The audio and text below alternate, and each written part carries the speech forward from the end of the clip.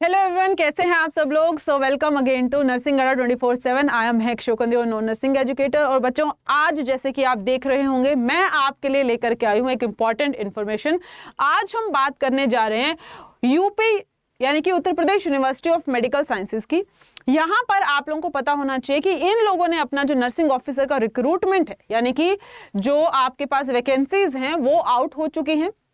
तो आज हम इस वीडियो में बात करेंगे कि कौन कौन स्टूडेंट इस फॉर्म को फिल करने के लिए एलिजिबल है, या तो फिर जो इनका बेसिक एलिजिबिलिटी क्राइटेरिया है वो क्या रहना चाहिए।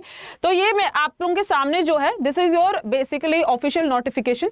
आप जरा इसको देख लीजिएगा। अगर मैं बात करती हूँ एजुकेशन क्वालिफिकेशंस की, तो यहाँ पर वही जो आपका नॉर्मल नर्सिंग ऑफिसर के लिए एलिजिबिलिटी या तो फिर एजुकेशन क्वालिफिकेशन रिक्वायर्ड होती है, वही सब कुछ है।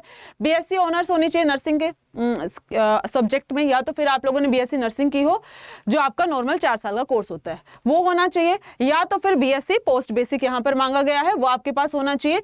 तभी जा करके आप जो है इस फॉर्म को इस फॉर्म को फिल करने के लिए एलिजिबल हो पाएंगे। साथ ही साथ बी ऑप्शन में आपके साथ क्या है, आपके पास कंपलसरी चीज है ये, आप लोगों को वही जो आपको हमेशा बोलते हैं ना कि आप you should be registered with the nursing council, वही चीज यहाँ पर भी मेंशन की गई है कि आपने बीएससी की हो, बीएससी पोस्ट बेसिक की हो, या तो फिर दोनों में से एक चीज होनी चाहिए, और उसके साथ साथ you should be registered with the nursing council.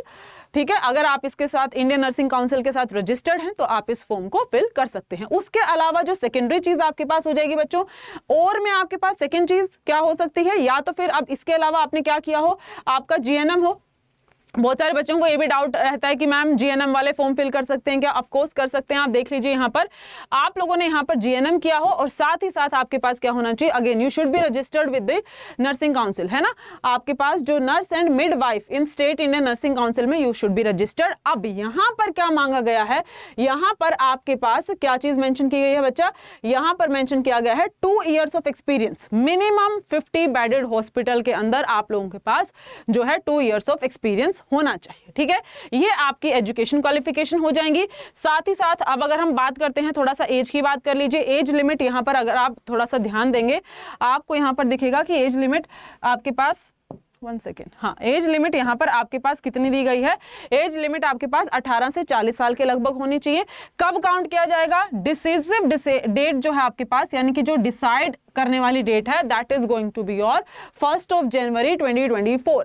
तो ये डेट है आपकी डिसाइडिंग डेट रहने वाली है। वैसे मुझे नहीं लगता कि डेट का कोई इशू आना चाहिए, सब लोग 40 ईयर्स के अंतर ही आएंगे। ठीक है, अब उसके अलावा ये तो आपके पास एज लिमिट की बात होगी। बाकी अगर आप डिफरेंट कास्ट वगैरह से बिलोंग करते हैं तो अपने सर्टिफिकेशंस को आप लोग तैयार रख सकते हैं। अब यहाँ पर बहुत सारे बच्चों का ये भी डाउट आता है कि मैम क्या अदर स्टेट के लोग फॉर्म फिल कर सकते हैं। तो बच्चों, अगर आप ये पूरे के पूरे फॉर्म को अगर आप ध्यान से पढ़ेंगे तो आपको यहाँ पर ये पता चल जाएगा कि कहीं पर भी फॉर्म में यहाँ पर ये मेंशन्ड नहीं है कि क्या आप लोग जो है सिर्फ यूपी से बिलोंग करते हुए होने चाहिए। ठीक है, इन्होंने आपसे आपकी जो सिटीजनशिप है वो बस इंडियन मांगी है, तो अदर स्टेट का बच्चा यहाँ पर फॉर्म फिल कर सकता है। बट देखो यहाँ पर बाकी देखो, रिजर्वेशन कोटा हर एक स्टेट के पास अपने नागरिकों के लिए होता है। यानी कि अगर आप लोगों के पास क्या बोलते हैं डोमिसाइल है, यूपी का डोमिसाइल होगा, अगर आप वहीं के रहने वाले हैं तो उन बच्चों को कुछ ना कुछ कोटा तो मिलता है। कुछ प्रतिशत सीटों के लिए आप लोग जो है मान्य हो जाते हैं। नॉर्मली हर जगह का यही रहता है, तो यहाँ पर भी आपको सेम ही चीज देखने को मिलेगी। ठीक है, तो जीएनएम वाला स्टूडेंट फॉर्म फिल करेगा, अगर उसको रिक्वायर्ड बाकी की जो चीजें आप रजिस्टर्ड है नर्सिंग काउंसिल में, आप लोगों को एक्सपीरियंस है जो भी मांगा गया है, साथ ही साथ अगर आप लोगों ने बीएससी नर्सिंग की है तो आप लोग भी फॉर्म फिल कर सकते हैं। बाकी एज मैंने यहाँ पर आपको बता दी है। बाकी अगर कैटेगरी से बिलोंग करते हो बच्चों, उसके हिसाब से आपको यहाँ पर एज रिलैक्सेशन प्रोवाइड करवा दिया जाएगा, वो नॉर्मल जो गवर्नमेंट के नॉर्म्स होते हैं। बाकी जो डिसाइडिंग डेट रहेगी वो आपकी 1 जनवरी 2024 रहेगी।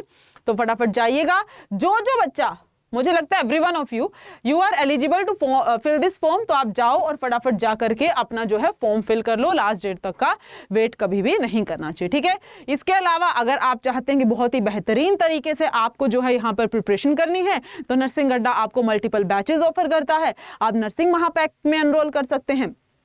उसमें जो है आपके सभी एक pack for all your examination. तो सभी एग्जाम की तैयारी आपकी सिर्फ और सिर्फ एक बैच से हो जाएगी। तो आप नर्सिंग महापैक में एनरोल कर लीजिए।